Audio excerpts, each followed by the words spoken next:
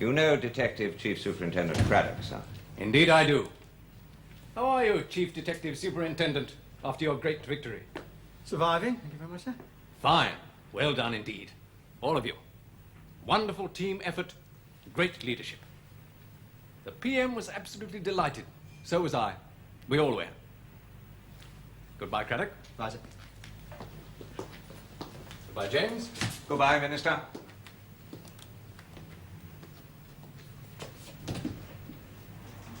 Sit down, John.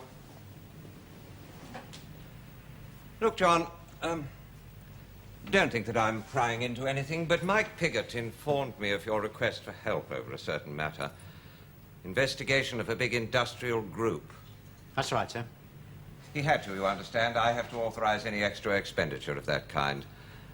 Now, while I'm not trying in any way to interfere with your investigation, it is still the gold robbery.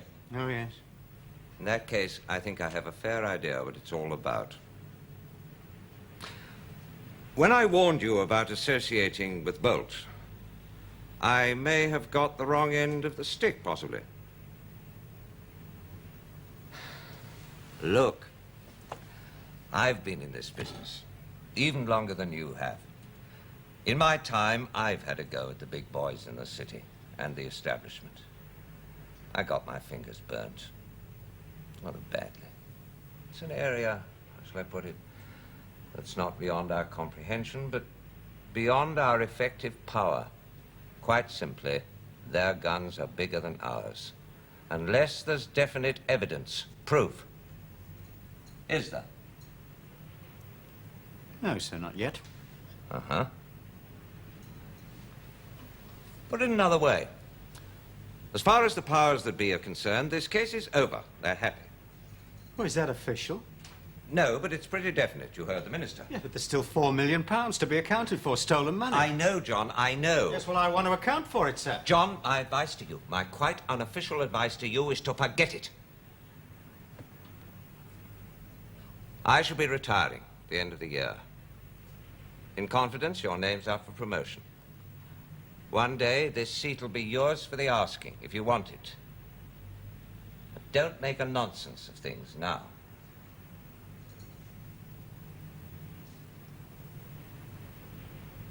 I think I see what you mean, sir. The assistant commissioner's straight. I mean, he must be. Oh, must he? He may be straight, but he's pretty pliable. In the boots of the bloody politicians. No, I thought I'd say that of Jim Farr. I suppose you have to be a bit like that up there. Why? To survive. Look, I know the gold's still missing, but perhaps it's a bit beyond us. Perhaps you should pack it in now. It was more or less an order. I'm thinking of you, Well, John. stop thinking of me. Start thinking of George Necros. He's a gold robber and he's missing. He's murdered 2 people under our noses. We've got enough evidence here to send him away for life. Well, let's get this Necros for a start. Shouldn't be beyond our effective power, should it? Should it? No. Get me every scrap there is known. Public, private, gossip, everything on Grayson. The man's a minister in the government. Look, do you want me to get somebody else to help finish his case? You know very well I don't. This bit, well, it's dodgy. Dodgy? I say it's dodgy.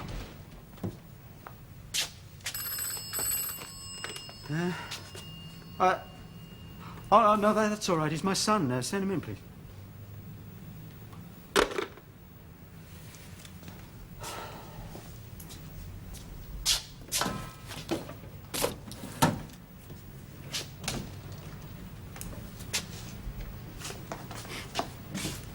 Come in, Terry. How are you? Fine. What's so important, Dad? I'm a bit pushy. Sit down, Terry. I want to talk to you.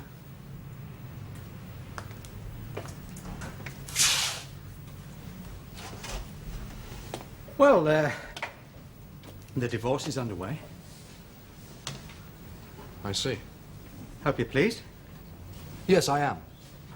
Does Mum know? She will tomorrow. I've taken a bit of time to make up my mind about... Yes. No doubt you've a very good reason for doing it now. There's another thing, quite a different thing I want to talk to you about. It's about you and your future. I think you can leave that to me. You probably know the The company you're working for isn't in very good shape at present, huh? Perhaps you ought to be looking around. If I want another job, I'll get one. It could be a great help to me, you know, Terry, if you'd just jot down a few notes on the feelings the people in the Bolt Empire have about the company. I don't understand what Well, you... just write down any stories, rumours, any doubtful transactions in the past, that kind of thing. You're asking me to spy for you? I want information. I'm not talking to you as your father now. I'm speaking to you as a detective. You've always spoken as detective. Good God. Why do you always have to use such underhand ways of doing everything? It's not underhand. I want to get certain facts, the truth, if you like, causing as little damage as possible. You got me into the company just for this. Just so you'd have a spy there, didn't you? That's not true. Bolt suggested it himself. I agreed for your sake.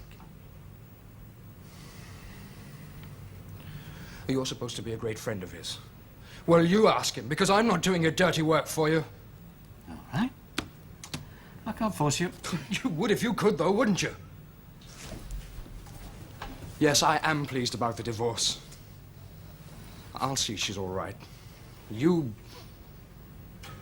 just leave us alone. That's all right.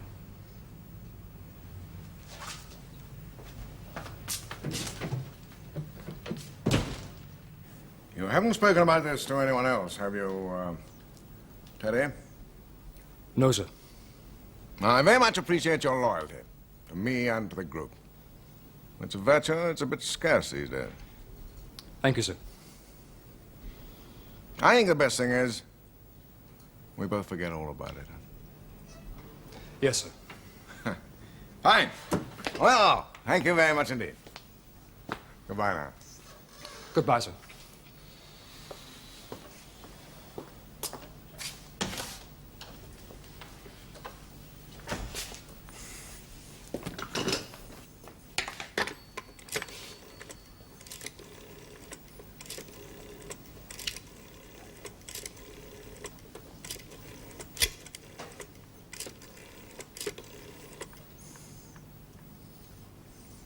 Get me the editor, Richard Bolt. Please. Oh, Walter. Get me that file on Cradock, will you? You know the one. Yeah. I'm in the country. Get it down here by car. Remember Dillo? Dillo? Yeah, the grass, a little bit of garbage. You owed Eddie making £300. Ah, that's it. Well, Miles has come up with some new info about him. He drives a minicab part-time for the Near and Far Taxi Company. You know, picking up mugs and introducing them to the clubs, and then giving the buzz if they're worth rolling. Well, Near and Far Taxis are controlled by George Necros. Okay. Pull him in on something small. Check his license or something. And somewhere quiet. I'm not having any bloody policemen standing it up for me at a time like this. I mean, if the slightest whisper of a police investigation gets around the city, it could start the smart boys selling me short. And that could be the end. I'll tell you, Martin, the finish. The airline alone lost over $2 million last year. The annual meeting's on Friday. I'll probably be able to get away with it with one of my rosy future trust Bolt speeches. The figures have been a bit better for the last quarter. Well, it's going to be bloody tricky. I don't mind if I've got to sell everything else. I'm not going to have my airline destroyed. It's mine. I built it. I put my life's blood into it. It's better run, better pilots, better maintained aircraft than any airline in the world. Anyone who tries to sabotage Victor comes up against me, Richard Bolt. And God help him. Where did you get all this stuff on Cradock? That's an immoral question from a minister of the crown. Even retired policemen have their price. Is it really true about him living with this woman? Gospel. And what's more, I consider it my duty as a citizen to expose any corruption in the police by publishing it good and big in my newspaper. That'll make you boys squirm too, won't it? It'll be all across the front page unless action is taken. Swift and definite action. I want Cradock off the case. Well, that seems all right then, Dillo. All in order. Yeah. Near and Far Taxi Company. Who runs that one? Don't know. Line of work from temp, you know, when I pushed on that. Just some geezer in the office. Oh, I see. So that's all right, huh? Hey, hey. Oh, would you like a cuppa before you go? No, I won't say no. Sugar? A couple, thanks. You work nights on this job as well? Saturdays, yeah. Some rough types about Saturday nights. Well, you'd know, wouldn't you? Awkward situations. Yeah, well, I think just because you're a cabbie, you're working, you've got to be stupid, you know. I'm only in it for the money, aren't I? Aye, it's not all that funny sometimes being a cab driver. And you can't very well refuse a fare, can you? No, it stands to reason, doesn't it? You, now I've got some right fares in this. When is it? The other night. Picked up a right nutter. All of a sudden, he pulls out, it must have been the biggest bottle of whiskey I ever saw. Shoves it under my nose. Want to drink it? Chinese, see? So, stops at a chemist. Picks up this other fellow. Driving around. Suddenly his hand on my shoulder. Stoppy, Johnny. So I pull into the curb. What do you reckon? He's only given his mate a fix. He's a jumpy. I thought, well, that's charming. Me with a clean licence. Oh. Hello, Dillo. Well, I better be off. Sit down. Look, I'm grafting what I'm Shut supposed to. up He's and checked my listen. life. Can you remember when we first met? Can you cast your mind back? Can? Of course I can. It was about some geezer. No, it wasn't about some geezer. It was about Eddie Makin.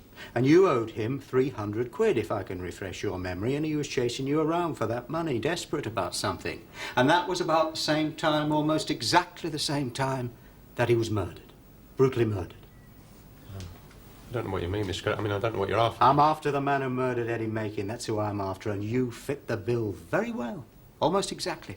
Motive, 300 quid. Joke, yeah. Is it some sort of a joke? I mean, it's got to be, isn't it? Look, I'll be straight with you, honest. Honest, straight. He will have his little joke, won't I he? mean, I never saw Eddie Makin. I mean, I never had nothing to do with it Well, at who all. did then? Who did kill Eddie Makin? I don't know. You've got 48 hours from this minute, 48 hours, to tell me the whereabouts of George Necros. Now, you know him, you've worked for him. What is this, eh? 48 hours, or I'm going to pull you in and charge you with the murder of Eddie Makin. You couldn't do that, could you? I couldn't, huh? Do you want me to prove it?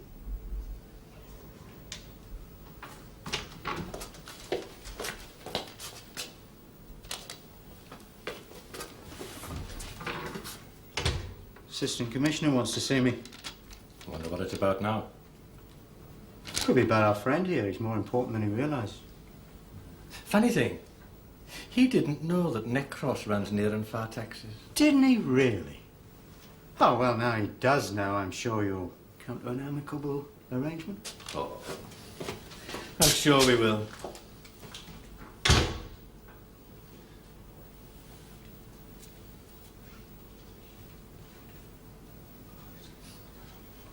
He sent for me and asked me if I was aware of the fact that you'd been breaking the rules by living with another woman while you were still officially married. And to tell him the truth, that I'd been given a report to that effect, that I'd warned you, and decided to go no further, which, in my opinion, was the correct action. I haven't seen her since. Divorce is underway. Very good, useful evidence in your defense, but beside the point at this moment. There are facts, detailed facts of times and places and conversations, professionally put together. Where have they come from? Can't tell you that. It'll have to come out at the inquiry. But you know as well as I do the kind of people who peddle in this dirt. I've warned you before that there are plenty of people in this very building who loathe your guts. And outside it, too. I've had a rocket for shoveling it all under the carpet. You understand me, John? I can't avoid setting up an official inquiry. The order has come from above, right above. Yes. Personally, I much regret it. It has been suggested I've been advised to suspend you pending the results of the inquiry. But I'm still in the middle I've of... decided to keep you on the case until you tell me it's concluded. Oh, thank you very much, sir. It's possible, I suppose, under certain circumstances, further pressure may be put on me, which I could hardly resist. I've done my best for you, John. I can do no more. Well, I only hope you've done enough, sir. So do I.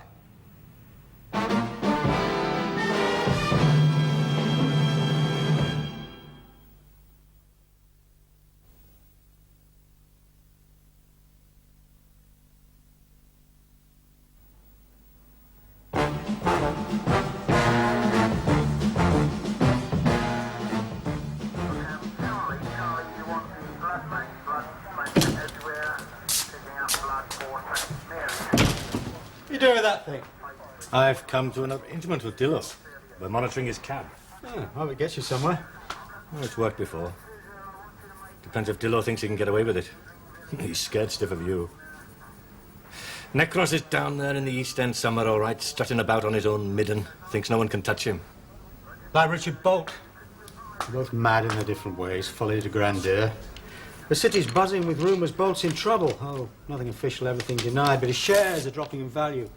Brokers losing confidence. I'm going to talk to one now. That's the number, in case you want me. Right.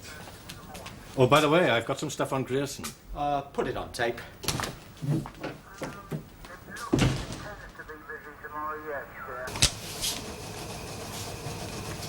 I know Bolt started Victor Air when he left the Fleet Air Arm after the war. Yes, he started in a... Oh, please. Yes, he started in a very small way. 3 Dakotas doing ferry work, mostly trooping. The Berlin airlift was his first break. He made enough money out of that to buy a small import-export business and then started a travel agency. And by '59 he was the chairman of a very thriving business and well on his way to his first million. It was in that year that 40% of his shares were put on the market. We offered them to the public, as a matter of fact. Enormous response. 7 times oversubscribed. I remember meeting Bolt here and thinking what a charming bloke he was. But there was a look in his eye, you know. I've seen it before. He wanted the sun, and he was bloody well going to get it, whatever the cost. I know what you mean exactly. The climate of the early 60s, you know, was just right for the Bolts of this world to thrive on. They never had it so good, period. Bolt bought in little companies, left, right, and centre. Some people think that takeovers are something new. Bolt practically invented the word. Everything he touched seemed to turn to gold. Oh, 62, he spent over $3 million on new aircraft alone. But it was about then that things started to go wrong. Yes. Yes, you can see it reflected in the profits for 63. You see, Bolt was relying on an ever-expanding economy to pay his cash debts. Without expansion, his profits couldn't be spread. And then with increased taxation, the first of the squeezes, £50 travel allowance, these sort of things hit Bolt hard. And then in 66, he lands the Tunisian government contract. Suddenly, all his planes are in the air. Everything's bright again. And then last summer, Tunisia went bad on him. The Civil War blew a big hole in the Bolt group of companies. Rather like a donut, but without the jam. And, you see, Bolt rather unwisely accepted part payment for his services in Tunisian government securities. They're still listed as cash reserve on the balance sheet, though. Are they worth much? On paper, which is what the accountant works on. But on the floor of the stock exchange, you couldn't give them away with packets of tea. And then in January, Tunisia fell. And what with the fiasco of the gold robbery... But, oh, you know rather more about that than I do. Bolt shares hit rock bottom. And the city felt that it was a bit of a one-man band and accident-prone. And 1 or 2 institutions began to murmur about a reshuffle, rationalization.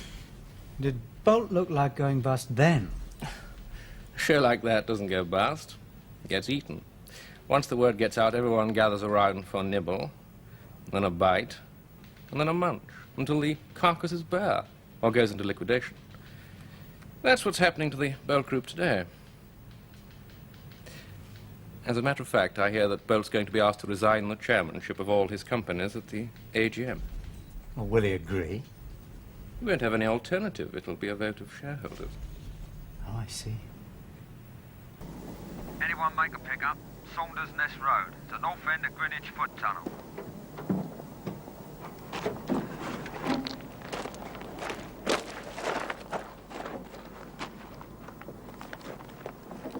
Delta 7 here, Delta 7. You're coming, Delta 7. Okay, I can take you, Delta 7 out. Okay, Delta 7, you take your Dillo.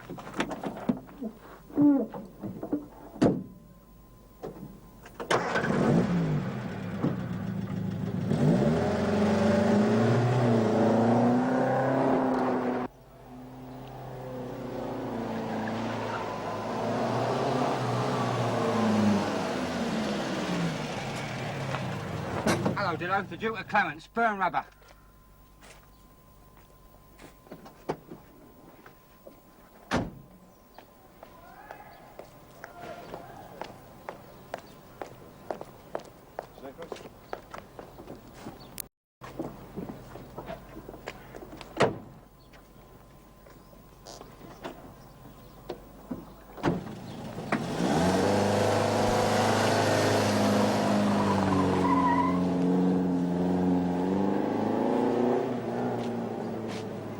Martin Grierson became a director of Victor Airlines on September the 8th, 1966. At that time, he wasn't a minister, but he did have a special interest in African affairs, and especially Tunisian affairs. 5 weeks later, on October the 11th, Victor got the contract for all European ferrying by air for Tunisia.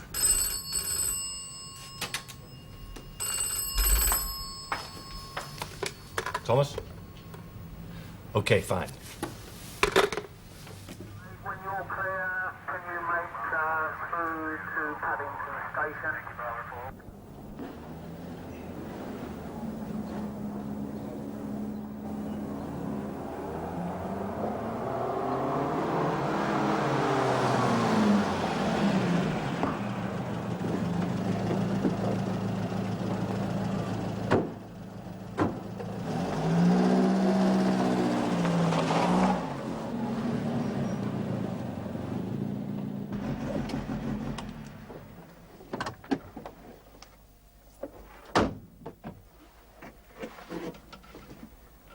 Delta 7 to base. Delta 7 to base. Add a Duke of Clarence. Drop it off for a minute. Get out of the bevy. Okay, Delta 7. Of course, one can't be too sure. Bolt's a tremendous fighter, very resilient, or lucky, or both. For example, in February this year, an Italian firm called Fiesole Tours bought Victor Airlines lock, stock and barrel. Paid a very good price. And damn it if Richard Bolt don't become chairman. This Fiesole Tours, were they a big company, I mean, at the time? I don't know. Doesn't sound a very impressive name, does it? Could Bolt have owned it? Oh, hardly. I don't know, though. Yes, he might have bought it. God and the Swiss bankers alone know how much money he had stashed away. Still has, for all I know. Anyway, by March, all was smiles again on the strength of one of Bolt's rosy speeches to the company, pulling out all the stops. You know, the sort of thing, increased expansion, foreign markets, double the profits by 1970, all that stuff. And Bolt's shares rose. And then he managed to raise a big new loan, and damn it if he didn't have the impudence to buy the Evening Mail. Of course, looking back on it, it was a bit of a last-ditch stand. Still. Excuse me. Thought I said I wasn't to be disturbed. Oh, I see. It's for you. Oh, thank you. Yeah? Right, Tom. Right. Get a flying squad from the factory to the area right away. Yes, armed. Don't tell the local boys. Right. Afraid an emergency's cropped up. I'll have to leave you for now. Oh, all right. I've still got plenty of digging to do.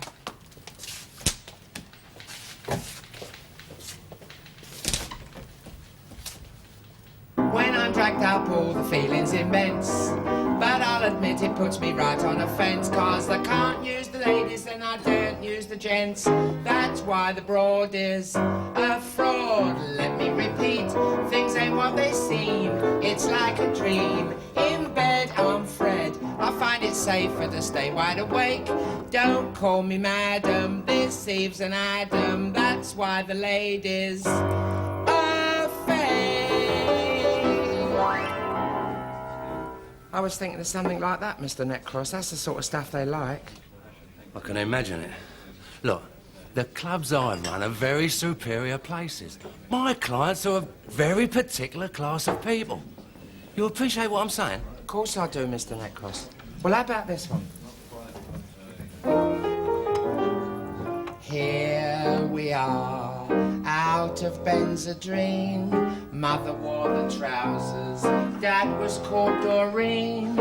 Two peculiar people who just couldn't quite, and too full of gin to say goodnight.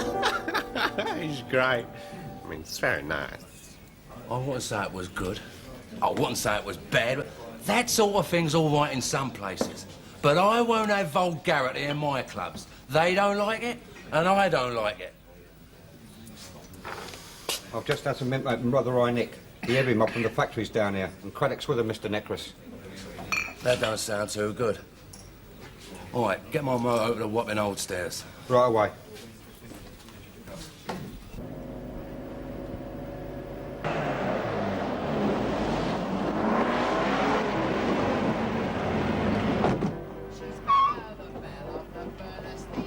She's Bella, the belle of the Bowery. Without her, the gay 90s wouldn't be gay. She's as gay as they come, and they come every day. Shut up. Where's Neckcross? Who's he when Now he's cut at it out. home? Where's Neckcross? I don't know, I'm sure. Well, you saw him. He was here. Sir!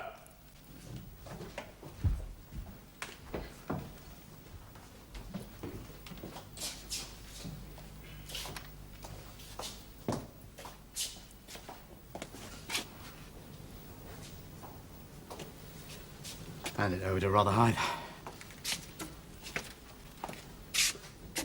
Tiller. Look, here, there's a boat. Looks as if they're crossing in it.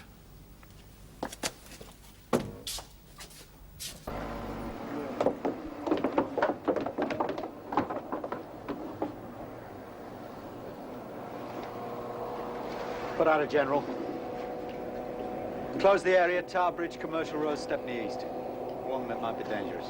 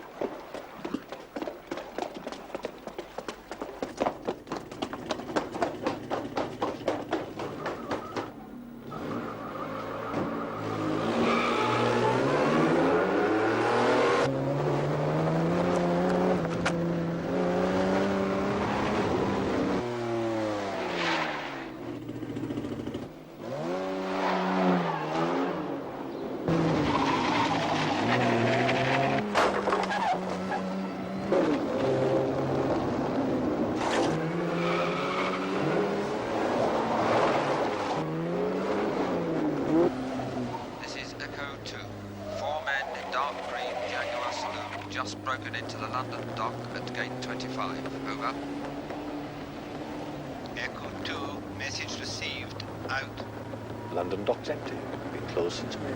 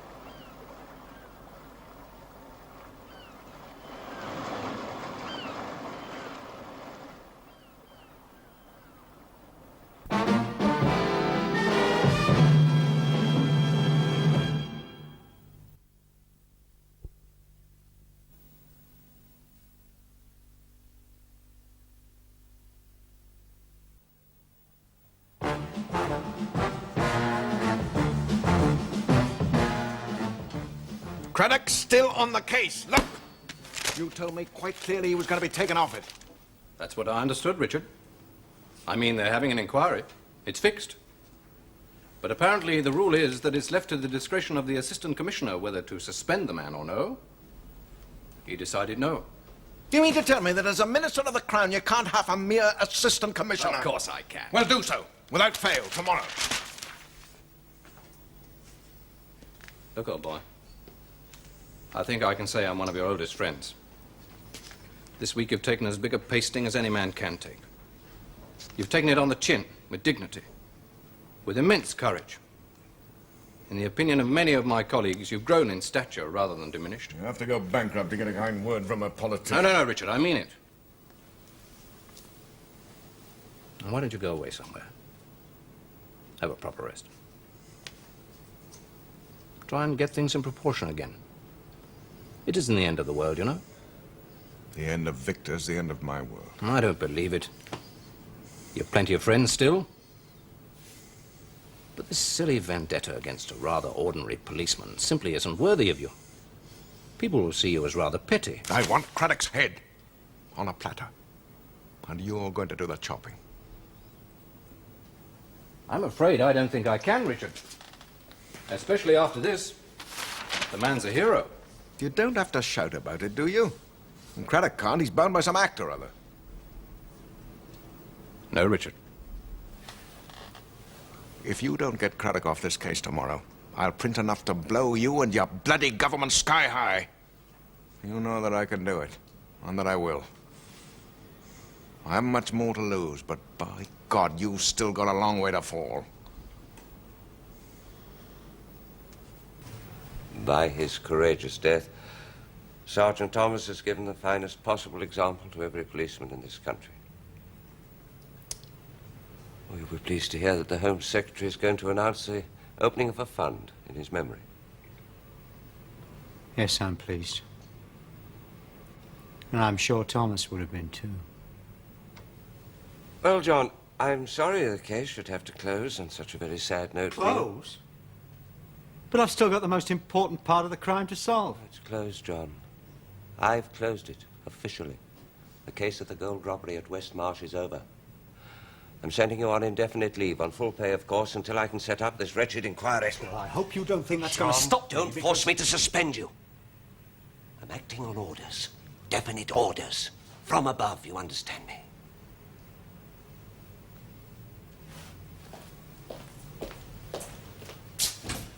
Am I allowed to use my office?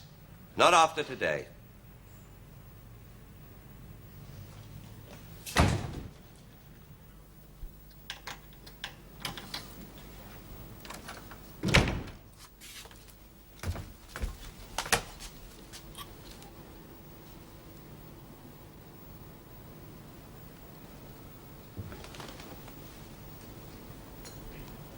What do you want? You look tired. Yeah. You've had a rough time. Yes, I may be leaving the police. Resigning? Yeah. Why? What else have you got? You don't want to retire now, do you? It's going to be an inquiry. About us? Yeah. But it's not your fault, nothing to do with you. Well, it wasn't really, was it? No, it wasn't. I was just telling you. I don't give a damn anymore. Well, that's up to you. I'd have thought it was better to wait until, you know. Mary's given me a divorce. It's underway. Is she going to cite me? No. No, nothing like that. Well, it's sensible anyway. The way you two were going on, you'd have driven each other around the bend. Yeah. Last time we met, not very long ago, 3 weeks in fact, I asked you if you were going to come and see me again. And you said you couldn't because I was part of your work. Isn't that what you said? Yeah, but I was under a bit of a strain then. I mean, things are a bit different now. See, I'm off the case, and as I said, I may be leaving the police if there was a good I mean, if it was seemed like it was a good idea, I don't think I'd have much difficulty in getting another job. You could write the story of the gold robbers. Yeah, that's an idea. John, you and I have had a longish relationship, isn't that what they call it? I've had more time than you to think about it. It's been pretty fraught, hasn't it? And not really very satisfactory. I think the trouble was that we're both rather lonely sort of people who don't get on awfully well with other people. And I don't think it would be much good for either of us to carry on with it. You know I'm serious. Yeah, no, seriously. There isn't anybody else. No. It's just that I can't see us making a very successful married couple. Can you?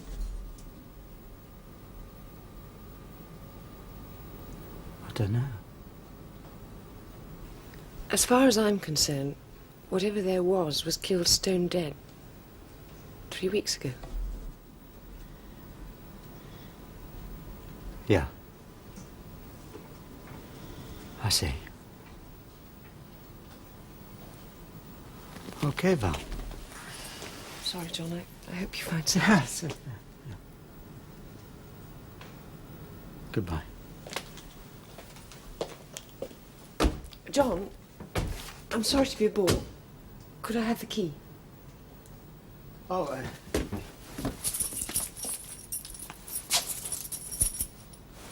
yeah, there.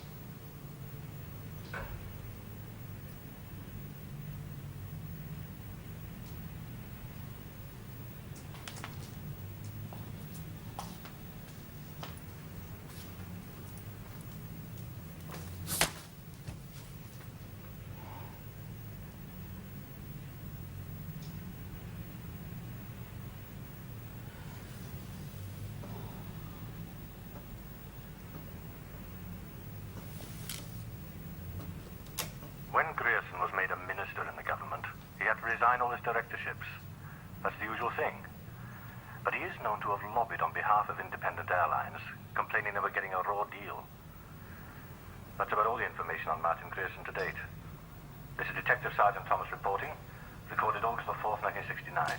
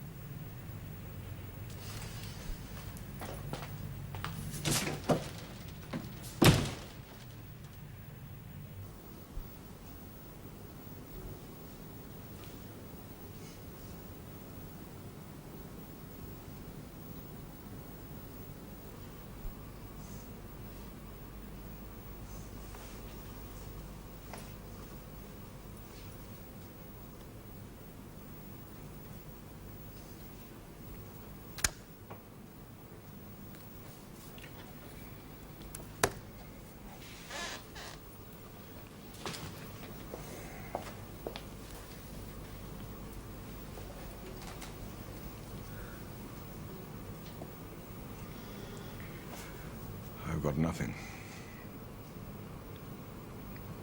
Nothing at all. Everything I've worked for, everything I've built up, gone. Even this house, your cottage, the flat in London, all belong to the company. Surely you have some assets abroad. I stood or fell by my companies. Oh, is there nothing I can do to help? Well, leave me alone, Jenny.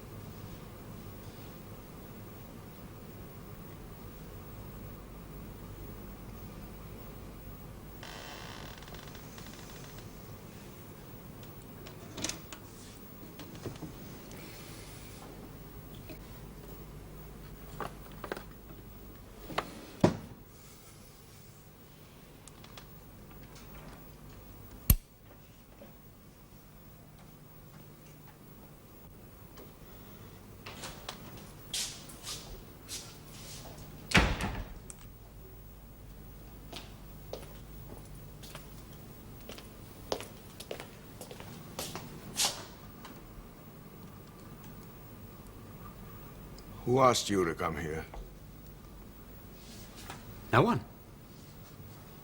I just wanted to tell you how grateful I am to you for all the time and trouble you've spent in helping me with my investigation. Without you, I don't think I ever would have found the man or how he did it. I found him. Yeah. I gather you've been suspended pending an inquiry. Oh, yes, I have. Yes, I'm not here as a detective. Just plain Mr. Cradock. Who was it? You.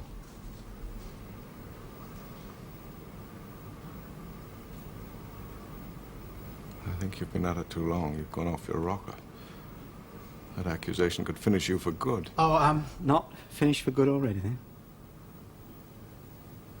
No, it was you. Last November, you got news that £5.5 million worth of gold was being transferred from Africa to London for safekeeping during a civil war. You probably even suggested the idea. And not being a member of the criminal fraternity, you got in touch with Victor Anderson, a known leader of crime, to steal the money. You made a bargain with him. Anderson took £500,000 to pay for the expenses of the robbery and kept $1 million for himself. You took the remaining $4 million in gold. Had it all melted down, probably, on that same day in Zurich. Sold for Swiss francs, deposited in several private, numbered accounts. All ready. Ready for what? Oh, Victor Airline was going bankrupt. You needed the money to save it.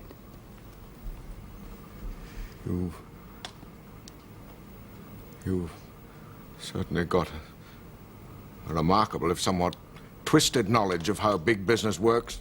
Yes, I've been taking lessons since I met you. In that case, you'll probably have some sympathy with a man in his desire to see the gold put to work, to do something useful. Sympathy? You expect me to have sympathy for a man who murders for money? You think that a man who sells an idea to another man, for whatever price, can possibly be held responsible for the result? That's it. You're not responsible to anyone or anything. You just couldn't take failure. You think you're a god, beyond the law. You'd stop at nothing for power. Not even murder. And you have murdered for it, many times over.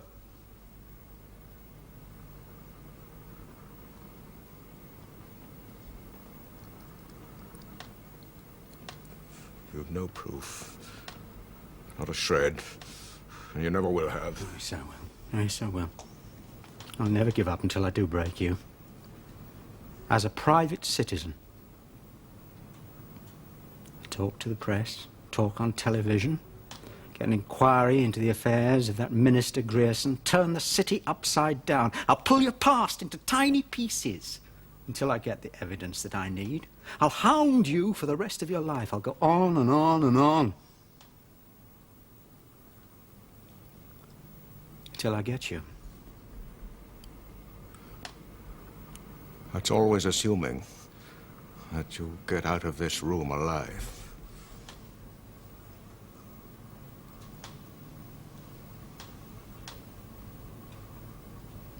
I don't think you're capable of doing your own killings.